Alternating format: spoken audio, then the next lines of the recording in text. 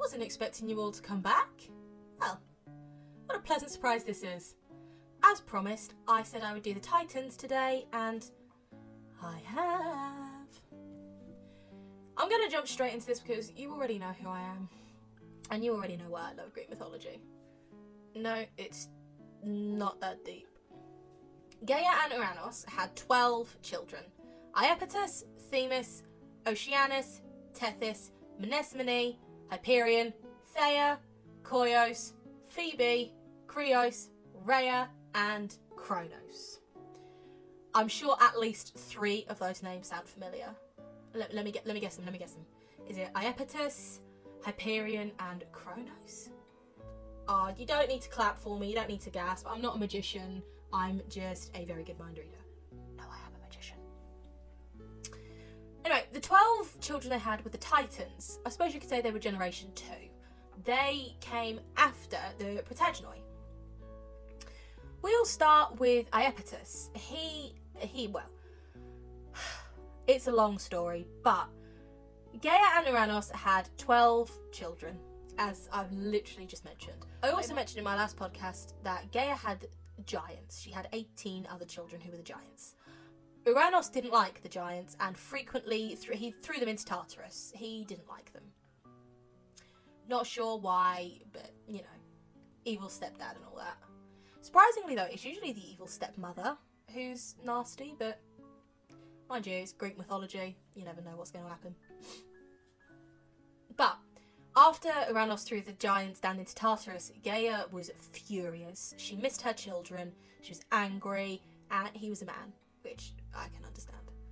She went through her children and asked who would be willing to kill Uranos. All of them were like, nah, he's our dad, we're not going to do that. What you want, you crazy lady? Kronos, who was a bit of a power-hungry maniac, said, not a problem, Mum. Give me the sword, stab him for you, free of charge. To start it off, Gaia had her sons bring Uranos to almost have a nice family tea party, you know, sipping some chai tea, having a nice little chit-chat. But what he didn't know when he agreed to have tea with his missus is that 5 of his children were ready to obliterate him. Hyperion, Koios, Krios, and Iapetus came out of the shadows and held their dad down with each limb. So Hyperion did the arm, Koios did the other arm, Krios and Iapetus did the legs. You get it. Kronos, rather disgustingly, if you ask me, cut off his dad's balls with his sword. He then threw the testicles into the ocean. This will spawn a god, which we will talk about in the next episode.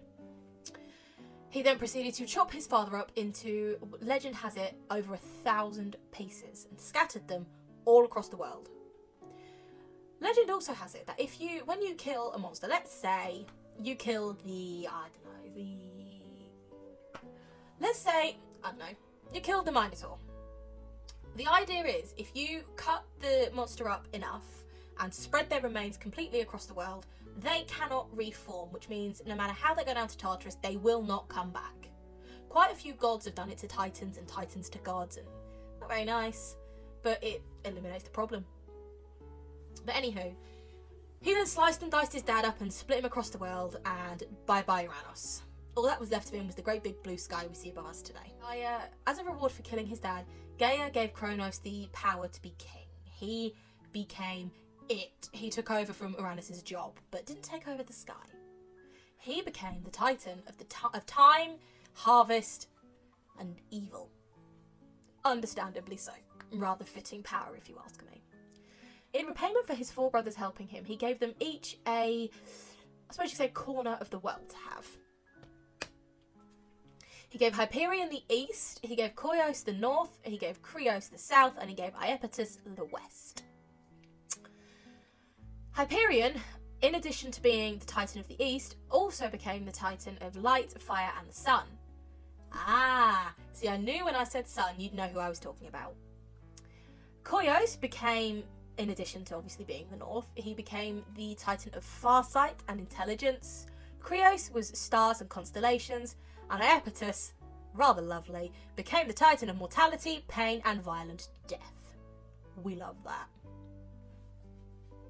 There's only one other brother who I haven't mentioned, but he was pretty peaceful, you know? See if you remember him. Oceanus.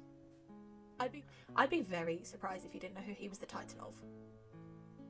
Please tell me you know who he's the Titan of. Come on, people, it's in his name. The oceans. Disgraceful. Although, for those of you out there who did get it, gold star. A lot of them went on to have children of their own, but they weren't official Olympians. They weren't official gods. They became minor gods, which there's an unending supply of minor gods. I'll get onto those later because I'm going to need like 4 days to discuss that with all of you. That's all the brothers done. Shall we move on to the sisters now? We've got Rhea, Themis, Theia, Mnemosyne, Phoebe, and Tethys. There's a few rumours out there that speculate Tethys actually had the Oceanides with Oceanus.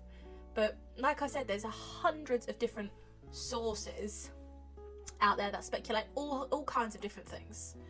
But she definitely had the Oceanides. No one knows with who though. We've got Phoebe next. She is, I'm sure you remember that name. It's quite a common name these days as well, to be fair. But she was the Titan of memory and remembrance. When you think about it, in comparison to the other powers the other Titans were given, this is one of the nicer ones, you know? She also links in with the Oracle, which we'll discuss when Apollo comes into the mix. And next we have the lovely lady Mnemosyne. It's a bit of a hard name to say, but I really like the way it's spelt. It's M-N-E-M-O-S-Y-N-E. It looks really pretty, but by God is it hard to say. It's one of those weird silent M things. But anyway, she was the Titaness of bright intellect.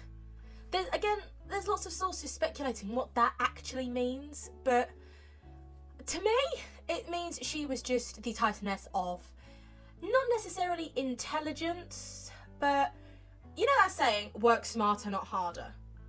Yeah, that one.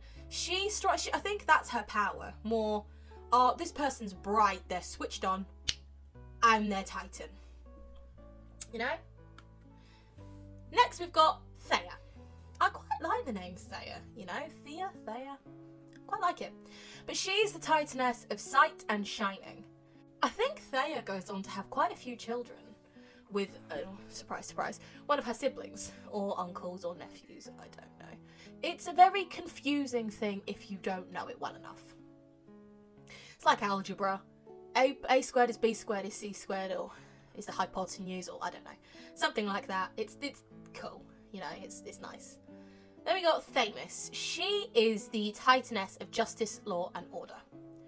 You'd think with her brother being the, you know, king of evil, she'd be a bit on the ball with justice and law and order. Nope. She turned a blind eye every time he did something evil. I mean, to be honest, if my brother did something evil and he was up for prison, I might turn a blind eye.